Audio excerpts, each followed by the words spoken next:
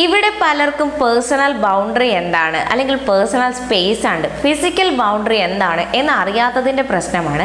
കഴിഞ്ഞ ദിവസം തങ്കം സിനിമയുടെ പ്രൊമോഷന് വേണ്ടി ലോ കോളേജിലെത്തിയ അപർണ ബാലമുരളിയോട് അവിടുത്തെ തന്നെ ഒരു വിദ്യാർത്ഥി മോശമായി പെരുമാറിയപ്പോൾ അല്ലെങ്കിൽ അധികമായി ഇടപെടാൻ ശ്രമിച്ചപ്പോൾ ആ ഒരു വീഡിയോ എല്ലാം കണ്ട് വിക്ടിം ഷേമിംഗ് നടത്തിക്കൊണ്ടിരിക്കുന്നത്.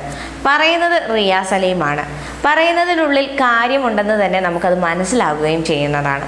വേറൊന്നുമല്ല, ഈ ഒരു സംഭവം ഉണ്ടായതിനു ശേഷം അപർണ ബാലമുരളിയുടെ ഈ ഒരു പ്രവൃത്തിയെപ്പറ്റി 80% ആൾക്കാരുടെയും സംശയം ഇങ്ങനെയായിരുന്നു: ഇതിപ്പോൾ ആ ഒരു വിദ്യാർത്ഥിക്ക് പകരം ഒരു നടനായിരുന്നെങ്കിൽ ഇങ്ങനെയായിരിക്കുമോ റിയാക്ഷൻ, അല്ലെങ്കിൽ ഇങ്ങനെ പ്രതികരിക്കുമായിരുന്നോ? ഓവർ ഡ്രാമാറ്റിക് ആയി പോയില്ലേ അപർണയുടെ ഈ ഒരു പ്രതികരണം? ഇങ്ങനെയൊക്കെ ആയിരുന്നു എല്ലാവരുടെയും അല്ലെങ്കിൽ ഏകദേശം കുറച്ച് ആൾക്കാരുടെയെങ്കിലും മനസ്സിലെങ്കിലും തോന്നിയൊരു കാര്യം എന്ന് പറയുന്നത്. പക്ഷേ എന്നാൽ അല്ലെങ്കിൽ ഇപ്പം നമ്മൾ പോലും നോർമലി ഒരു വേദിയിൽ നിൽക്കുന്നു അല്ലെങ്കിൽ ഒരു പൊതു ഇടങ്ങളിൽ നിൽക്കുന്നു, നമുക്ക് യാതൊരുവിധ മുൻപരിചയം ഇല്ലാത്ത ഒരാൾ നമ്മളുടെ ദേഹത്ത് കൈവെക്കാൻ വരുന്നു അല്ലെങ്കിൽ നമ്മളോട് അടുത്തിടപഴകാൻ വരുന്നു. എത്രത്തോളം അരോചകമായിരിക്കും. നമ്മൾ ഒന്ന് തിരിഞ്ഞു നടക്കുകയോ അല്ലെങ്കിൽ ഒരു അനിഷ്ടമെങ്കിലും നമ്മുടെ മുഖത്ത് വരാതിരിക്കില്ല. അതൊക്കെ തന്നെ അപർണ ബാലമുരളിയും അവിടെ ചെയ്തിട്ടുള്ളൂ. ഫിസിക്കൽ ബൗണ്ടറി എന്ന് പറയുമ്പോഴേക്ക് എല്ലാവരുടെയും ഒരു ചോദ്യമാണ്, അല്ലെങ്കിൽ ആ വരുന്ന ആളോടൊക്കെ ഭയങ്കരമായിട്ട് ഇടപഴകി നിൽക്കുന്നുണ്ടല്ലോ, പിന്നെന്താ എന്നോട് അല്ലെങ്കിൽ ഞങ്ങളോട്? ഈ ഒരു രീതിയിലുള്ള ചിന്താഗതി എന്ന് പറയുന്നത്. പക്ഷെ പലപ്പോഴും ഓരോ ആൾക്കാരോടും ഇടപഴകുന്നതിനും അല്ലെങ്കിൽ ഓരോ ആൾക്കാരോട് വെച്ചിരിക്കുന്ന അടുപ്പത്തിനും എല്ലാവരുടെയും മനസ്സിൽ ഒരു അതിർവരമ്പുകൾ ഉണ്ടായിരിക്കും. അതിനപ്പുറം ഓരോരുത്തരോട് സഹകരിക്കുന്നത് വേറെ വേറെ രീതിയിലും ആയിരിക്കും.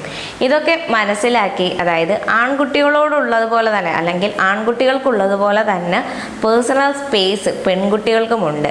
പെൺകുട്ടികൾ ഏറ്റവും കൂടുതൽ അഭിമുഖീകരിക്കുന്ന പ്രശ്നമായി റിയാസ് പോലും പറയുന്നത്, അല്ലെങ്കിൽ റിയാസ് പറയുന്നതിൽ കാര്യമുള്ളത് എന്ന് പറയുന്നത്, പെൺകുട്ടികൾ പലപ്പോഴും ഒരാൾ ഒരു അമിതമായി ഇടപഴകി കഴിഞ്ഞാൽ തിരിച്ച് റിയാക്ട് ചെയ്യാൻ പേടിക്കുന്നവരാണ്. കാരണം വേറൊന്നുമല്ല, ഫസ്റ്റ് തന്നെ ഇവരുടെ ആങ്കർ ഇഷ്യൂസോ അല്ലെങ്കിൽ ഇവർക്ക് ഇഷ്ടപ്പെടാതിക എങ്ങനെ ഹാൻഡിൽ ചെയ്യുമെന്ന് അറിയാതിരിക്കുക.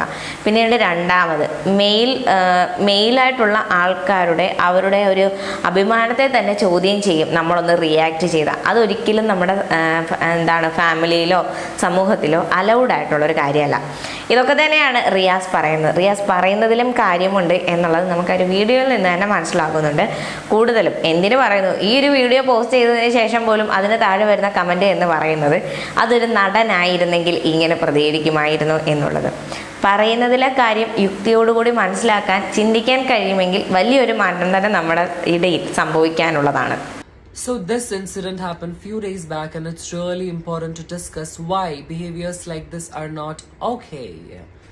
ഒരു പബ്ലിക് ഫിഗർ ആവട്ടെ, ഒരു ഓർഡിനറി ഹ്യൂമൻ ബീങ് ആയിക്കോട്ടെ, you should know why it is important to respect somebody else's personal space and their boundaries. So human being in a generally ullori pravanadayanu to feel important, to feel significant and relevant. The guy here chose this way to feel important in front of the whole college, and apparently they thought it's so cool. But it's so wrong, because you can't just violate somebody else's personal space. That is so wrong. Karanam, there is something called physical boundary. Physical boundary is about your body, your privacy, your personal space, and who can touch you, where they can touch you, how may they touch you. That is all called physical boundary, and it varies from person to person. Ivide she clearly didn't want to get touched, and she showed hesitation multiple times, and that was a no. No means no. So does verbally no paranjillengilum, so does showing hesitation, showing a dislike and turning away. That is all a no. അങ്ങനെ non verbal ആയിട്ടുള്ള no മനസ്സിലാക്കണമെങ്കിൽ you should be someone who respects somebody else's personal boundary, you should be someone who have an idea about boundaries. Now the worst part is the crowd applauding and pouring support and screaming for the guy in the background. Definitely expected more maturity from a bunch of law college students, but glad that they acknowledged and apologized for the same. And now the most worst part, definitely people on social media. People on social media who is empathizing and pouring support to the guy and abusing the actress, saying that she's being rude, she's being over dramatic, she is being unreasonable. Same at the mall incident, that, oh, male actors can touch her, male actors can do this with her, but when a random person do it, she has a problem with it all of a sudden. Now, the fact that society thinks you should adjust with the male behaviors just because you're a woman is so wrong.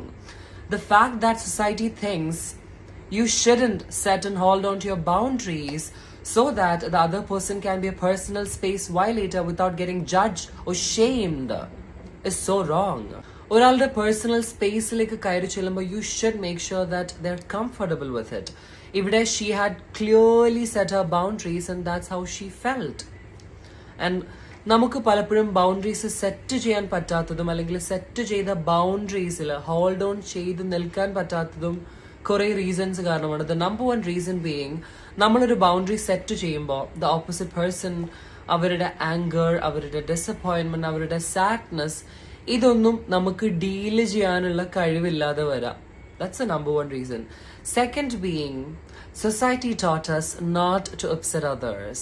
Society taught us not to upset the fragile masculinity, And third, we always feel nammalude needs and nammalude feelings are not important. We always feel mattullavude needs and feelings are more important than ours.